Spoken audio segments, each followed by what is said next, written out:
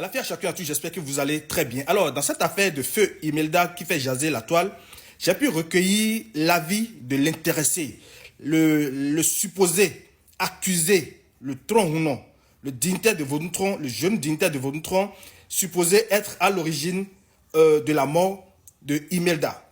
J'ai pu recueillir depuis 3 jours certaines preuves que j'ai en ma possession, que l'individu aussi en sa possession, et je l'ai demandé humblement de nous laisser sa version des faits. Alors, je tiens à rassurer le peuple togolais et le peuple béninois que dans cette histoire, il y a beaucoup de non-dits et beaucoup d'informations trafiquées. Le Rounou en question m'a tellement envoyé d'informations que j'ai dit, nous avons le poids qu'il faut pour aller face à la vérité. D'accord? Et dans ce cas-là, nous invitons la mère de la décédée, sa sœur, celle qui l'a accompagnée au Bénin, de nous faire face, de porter plainte dans les juridictions béninoises pour que nous-mêmes nous allions répondre. J'ai dit à l'individu, il n'y a pas à se cacher. Lui-même, il n'est pas caché. D'accord? Il est dans sa maison paisible. Et tant que la justice va nous appeler, je m'implique personnellement, va nous appeler dans cette histoire, nous allons répondre. D'accord? Et on verra qui a raison, qui est à la base. Mais tout d'abord, j'invite les dignitaires togolais d'aller faire une consultation pour voir si l'individu en question, le Rounou en question, est coupable, est à la base de la mort de Imelda. Je pense que non. Nous avons déjà vérifié de notre côté. Et vu les preuves tangibles, d'abord, les supposées preuves, j'allais dire, tangibles que le jeune Rounou nous a envoyé, je pense bien que nous avons les armes qu'il faut pour montrer que le vaudou, ce n'est pas le mauvais. Le seul crime du Rounou en question, c'est qu'il soit Rounou. C'est qu'il soit vaudou, non. Et le vaudou, on veut tout faire pour diaboliser.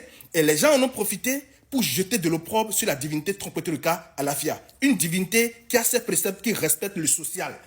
D'accord?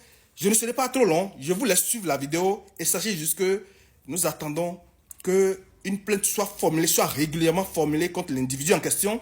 Et que nous allons avec nos preuves. Et que vous-même vous apportez nos preuves. Je pense que la honte tombera d'un côté. Soyez richement béni. Rounou Papa Dirado Méthode m'appelle. Suivez. Bonsoir tout le monde. Moi c'est Rounou Ekpobo de Tessa Wanozou. D'abord, je présente mes sincères condoléances à la famille de Mabédé Abidé Imelda. Sur ce, je vois beaucoup de captures d'écran, beaucoup de posts, beaucoup de publications sur les réseaux sociaux affirmant que je suis le présumé tueur, meurtrier, violeur de la défunte.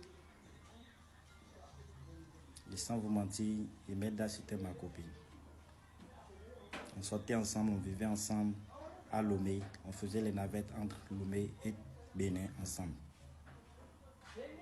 On était ensemble jusqu'à ce que je l'appelle un jour, je demande après elle, elle a dit qu'elle était tombée malade.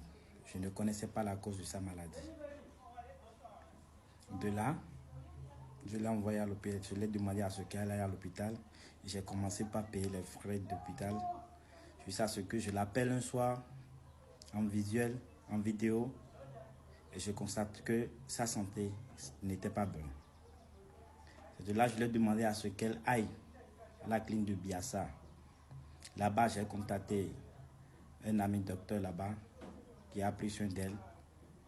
Et le lendemain, le docteur me demande à ce que je demande à ma copine de me parler, qu'elle doit me dire. C'est de là qu'elle me disait qu'elle était enceinte. Elle a bu sur la grossesse et elle saignait beaucoup et tout. Et je demande à la fille, et maintenant la grossesse elle est là encore, elle me dit que oui, que le fœtus est encore là, que tout va bien.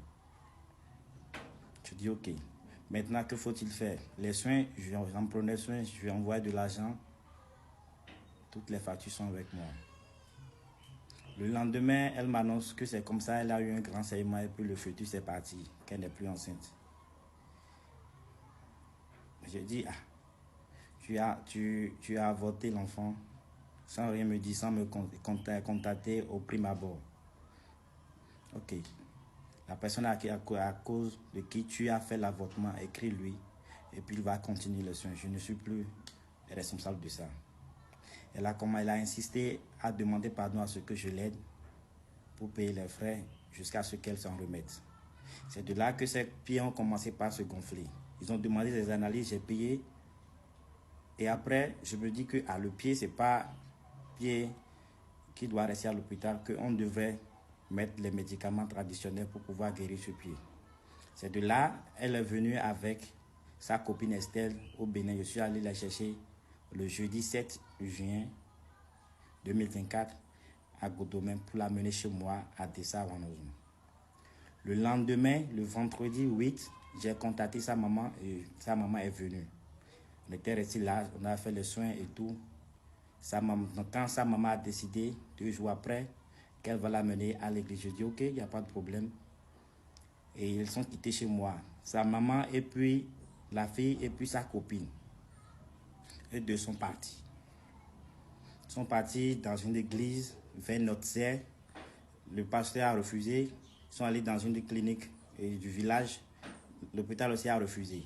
C'est comme ça, mon grand frère chauffeur qui les a amenés, les a encore ramenés à Tocoin. D'où j'ai envoyé encore l'argent pour les soins et tout, pour les traitements et tout. En temps, j'avais contacté sa maman et puis sa grande soeur. Sa grande soeur est venue en ligne, elle m'a dit que son portable était perdu et tout. Donc on s'était écrit, c'est comme ça, je lui ai dit que Imelda était malade, jusqu'à ce que sa maman est venue et après ils sont revenus encore à Lomé qui sont actuellement à Tocoin, d'aller là-bas les chercher. Arrivé là-bas, sa grande soeur me faisait les points de tout ce qui se passait et tout. Jusqu'à m'envoyer la vidéo de l'actuel état du pied que j'ai avec moi. Toutes les vocales sont avec moi. 2 jours, 3 jours après, j'ai décidé de rentrer maintenant à Lomé pour aller voir la santé de la fille. Je suis allé là-bas. Je ne sais pas comment ça s'est passé. Ils m'ont dit que les pasteurs ont refusé à ce que quelqu'un la voie et tout, qu'ils sont en train de faire des séances de prière, que personne ne peut la voir. Je dis ok, il n'y a pas de problème. Je suis resté à Lomé, là où je vivais avec elle.